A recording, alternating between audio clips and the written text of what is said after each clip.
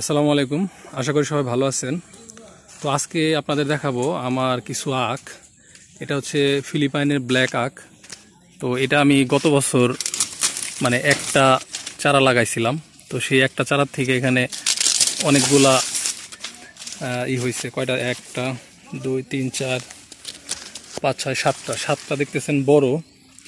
আর ওই 7টার মাঝখানেই আবার দেখেন এই যে ছোট ছোট অনেকগুলা চারা হয়েছে।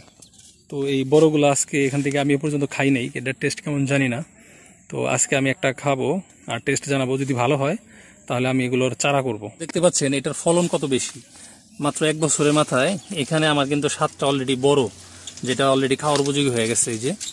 আর এদিকে আবার ওইটা থাকতে থাকতে আবার দেখেন এই যে নতুন চারায়, যেগুলো নতুন, নতুনের ভিতরে 1 2 3 4 5 6 7 8 9 প্রায় 10টার মতো বড় চারাই। যেগুলো ছোট আছে এগুলা আমি বাদ দিব, কিন্তু এরকম বড় বড়ই আরো 10টা চারা হয়ে গেছে।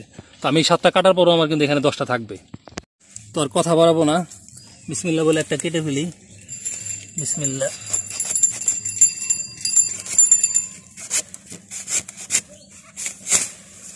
একটা কেটে ফেললাম, এখন এটা বের করবো।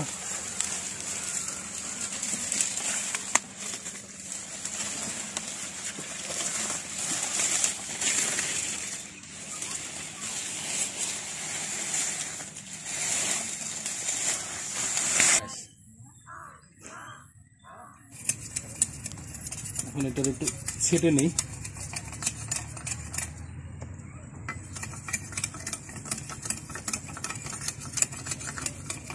আর এই আখের একটা বিশেষত্ব হচ্ছে এটা নাকি পৃথিবীর সবচেয়ে নরম আখ, যাদের দাঁত নাই, ঠিক আছে, তারাও নাকি খাইতে পারে। তো সেই বিষয়ে আমার আব্বা আছে জায়গায়। আমার আব্বা কখনো আখ খায় না, ঠিক আছে, অনেক আগে থেকেই আখ খাওয়া বন্ধ হয়ে গেছে যেহেতু দাঁত নাই। তো দেখি সে খাইতে পারে কিনা। তো না খাইতে যায় আবার তার যে 2-4টা বাকি দাঁত আছে সেগুলো ভেঙে ফেলায়, সেটা একটা চিন্তার বিষয়। এখানে মাছ বরাবর, এই যে মাছ বরাবর আমি কেটে নিলাম একদম সলিড। তো একটু পানি দিয়ে পরিষ্কার করে নিয়ে আসলাম। আর এই উপরের সাইডটা হলো আমি আমার আব্বারে দিব, যেহেতু গুড়ার অংশটা একটু শক্ত থাকে। তো দেখি, ধরো তুমি একটু খাইয়া, ঠিক আছে। তো এই সাইড থেকে চলাও, এই সাইড থেকে, এই সাইড আগা। হ্যাঁ, চুলাই দেওয়ার কিনা, না চুলাইতে পারলে আমরা চুলাই দিব। আস্তে আস্তে, দাঁত জানি খুলে যায় না। কি মনে হচ্ছে? নরম নরম আছে না? আগে চুলাও, দেখি চুলাইতে পারলে বুঝবো যে এটা বুড়া মানুষ খাইতে পারবে। আব্বা ওদিকে চুলাইতে থাক, এই সাইড একটু মারে দিই। মা ধরো।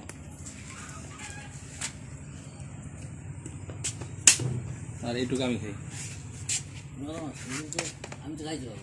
হ্যাঁ, চুলাই নাও, আগে চুলাই দিই, ধরো আমি চুলাই দিই তোমার।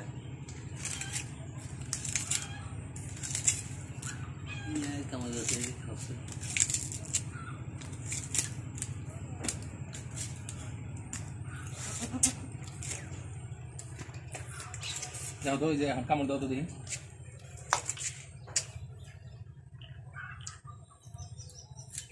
পারো? খাই পারো না? তার মানে যে বুড়া মানুষ খাইতে পারবে এটা আসলে মিথ্যা।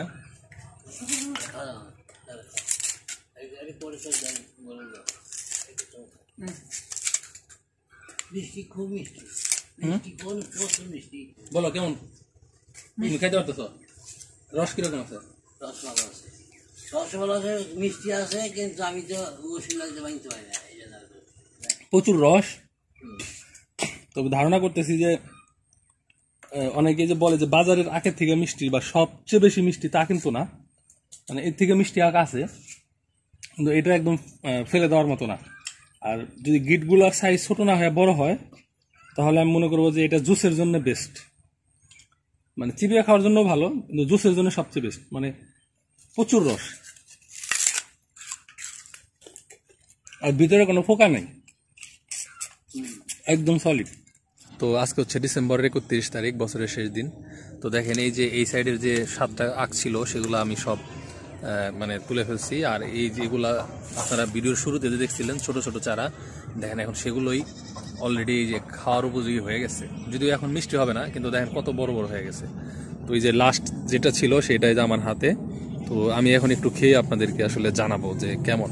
তো এখানে ওই সময় আপনাদের প্রথমে দেখাইছিলাম যে 10টার মতো, এখন দেখেন 1 2 3 4 5 6 7 8 9 10 11, ওইদিকে একটা 12, আর ছোট চারার তো অভাব নেই।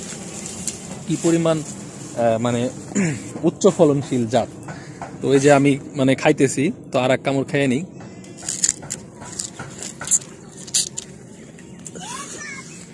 অসাধারণ একটা জাত, ঠিক আছে। এই জাতের একটা বিশেষ বৈশিষ্ট্য আপনাদেরকে আমি বলি, প্রচুর মিষ্টি, কিন্তু মিষ্টিটা কিন্তু আগার দিকে।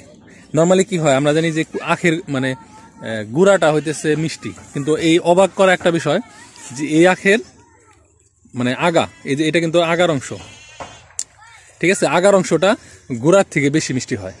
অদ্ভুত একটা ব্যাপার। আর এটার পরিপূর্ণ মিষ্টতা আসে আসলে এই ডিসেম্বর মাসে। তো এর আগে যদি আপনারা খান তাহলে আপনি হতাশ হবেন। এই একটাই দুর্বলতা এটার, এই যে গিট ছোট। তো গিটটা হয়তো বা পরিচর্যা করলে, আমি তো যে এখানে কোনো ধরনের সারটার কিছু দিই নেই, জাস্ট লাগাই রাখছি, তো হয়তো পরিচর্যা করলে গিটটা বড় করা যাবে। তো গিটটা যদি বড় করা যায়, এটার উপর বেস্ট জাত আসলে আখের আর নাই।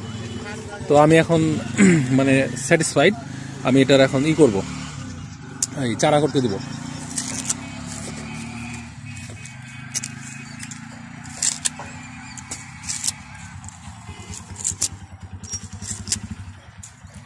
আর এই যে দেখেন এখনো কিন্তু কোনো ফুলকা নাই, এই ডিসেম্বর মাসে এসেও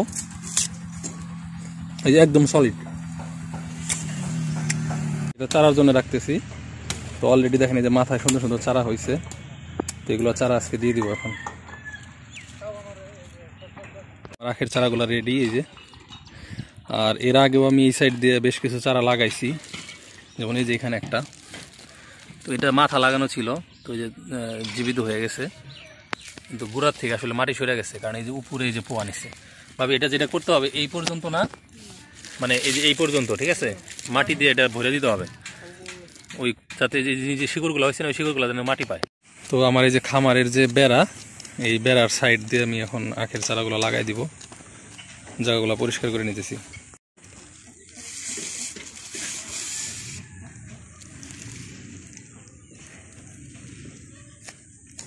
হয়েছে, অত বেশি গর্ত করা যাবে না।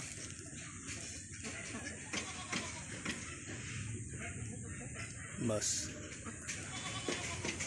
এখন পানি টানি দিয়ে দিলেই ইনশাল্লাহ নতুন চারা হয়ে গেল আর কি। তো ভালো থাকেন সবাই, বাকিগুলো আমি আস্তে আস্তে লাগাই ইনশাল্লাহ। এগুলো বড় হইলে আবার ভবিষ্যতে এগুলো নিয়ে একটা ভিডিও দিব ইনশাল্লাহ।